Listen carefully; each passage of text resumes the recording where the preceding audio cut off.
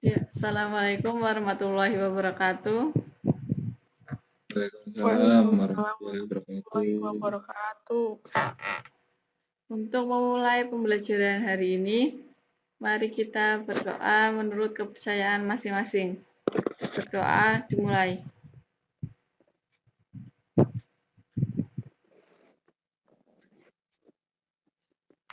Doa selesai. Nah, gimana kabarnya teman-teman?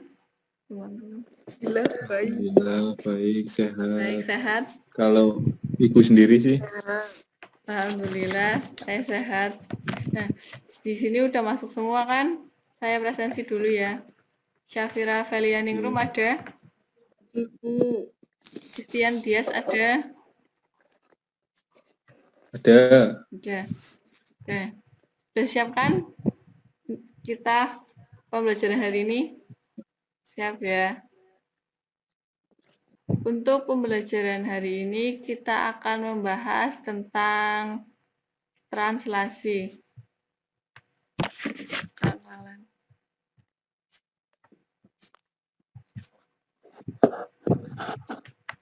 Saya akan share screen ya.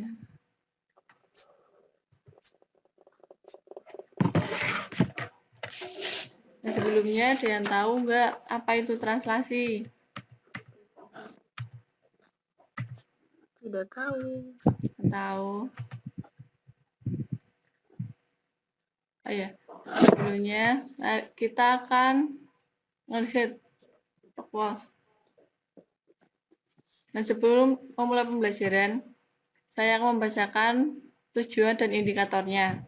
Tujuan pembelajarannya, siswa dapat memahami konsep translasi, siswa dapat menggunakan konsep translasi dalam menyelesaikan permasalahan, siswa dapat menerapkan konsep translasi untuk menyelesaikan permasalahan yang berkaitan dengan kehidupan sehari-hari. Untuk indikatornya ada dua, yaitu dapat menyelesaikan soal yang berkaitan dengan konsep translasi dan dapat menerapkan konsep translasi dalam kehidupan sehari-hari. Nah, sebelumnya kita harus tahu dulu apa itu transformasi geometri. Transformasi geometri merupakan sebuah konsep matematika yang dicetuskan oleh seorang matematikawan yang bernama Felix Klein. Ia berpendapat bahwa bangun geometri bisa diubah letaknya atau bentuknya, sehingga ada perubahan letak atau bentuk. Transformasi geometri merupakan perubahan suatu bidang geometri yang meliputi posisi, besar, dan bentuknya sendiri. Nah, bangun geometri ini dapat beragam, bisa segitiga, lingkaran, persegi, limas, dan lainnya. Tidak hanya sebuah geometri, garis dan titik pun juga dapat ditransformasikan. Selanjutnya, ada 4 jenis transformasi geometri. Yang pertama, yaitu translasi atau biasa kita sebut dengan pergeseran.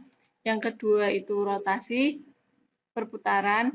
Yang ketiga refleksi atau pencerminan. Dan yang terakhir dilatasi atau perbesaran, pengecilan atau perkalian.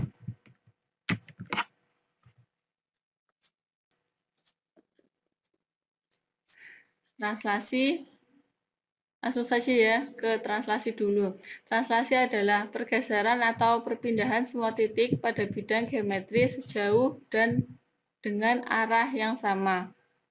Coba kita amati benda-benda yang ada yang bergerak di sekitar kita. Benda-benda tersebut hanya berubah posisi saja tanpa mengubah bentuk dan ukuran. Sebagai contohnya, kendaraan di jalan raya, pesawat terbang yang melintas di udara, bahkan diri kita sendiri yang bergerak kemana saja. Nah, sekarang kita akan membahas pergerakan objek tersebut dengan pendekatan koordinat. Kita asumsikan bahwa pergerakan ke sumbu X positif adalah ke kanan, pergerakan ke sumbu X negatif, pergerakan ke kiri, pergerakan ke sumbu Y positif ke atas, dan pergerakan ke sumbu Y negatif itu ke bawah. Nah, Berikut ada suatu permasalahan. Titik A 4,-3 bergerak ke kiri 6 langkah dan ke bawah 1 langkah. Kemudian dilanjutkan kembali bergerak ke kiri 3 langkah dan ke atas 3 langkah.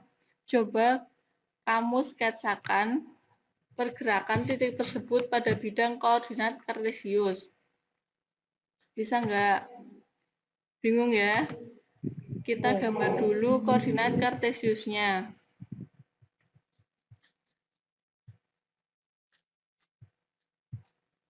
Nah, di titik awalnya itu di sini, di A 4,-3. Bergerak ke kiri sebanyak 6 langkah. 1, 2, 3, 4, 5, 6. Lalu bergerak ke bawah. Ke bawah itu berarti ke arah X negatif sebanyak 1 langkah. Berarti titik pergeseran utamanya di sini, C. Min 2, min 4. Selanjutnya, bergerak ke kiri sebanyak 3 langkah. 1, 2, 3. Lalu ke atas 3 langkah. 1, 2, 3. Maka titik akhirnya di E min 5, min 1. Nih, pergeseran yang pertama. Titik awalnya itu 4,-3 dan titik translasi atau pergeserannya min 6, min 1. Maka hasilnya negatif 2, negatif 4. Selanjutnya pergeseran kedua, maka diketahui titik akhirnya itu di min 5, min 1. Ada permasalahan yang kedua. Bagaimana jika sebuah bidang digeser pada bidang koordinat kartesius? Coba kamu amati bidang segitiga ABC yang digeser pada gambar berikut. Nah, di sini segitiga ABC, A, B, C digeser dan hasil transaksinya di sini A, B, C. Ada dari gambar tersebut, posisi awal titiknya itu A di negatif 9, negatif 4, B-nya negatif 8, negatif 2, dan C-nya negatif 3, negatif 5.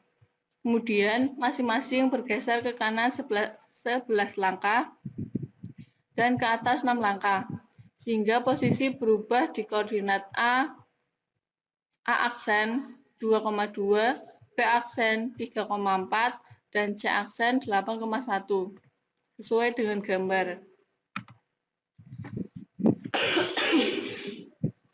Nah, dari dua permasalahan di atas, dapat kita simpulkan bangun yang digeser atau ditranslasikan tidak mengalami perubahan bentuk dan ukuran, tetapi hanya mengalami perpindahan posisi saja.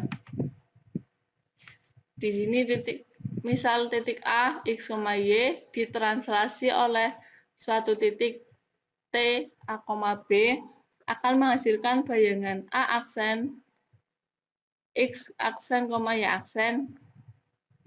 Dapat kita tulis dengan ini. Hasil transaksinya itu X aksen, Y aksen, di mana X aksen sama dengan A ditambah X, dan Y aksen sama dengan B ditambah Y.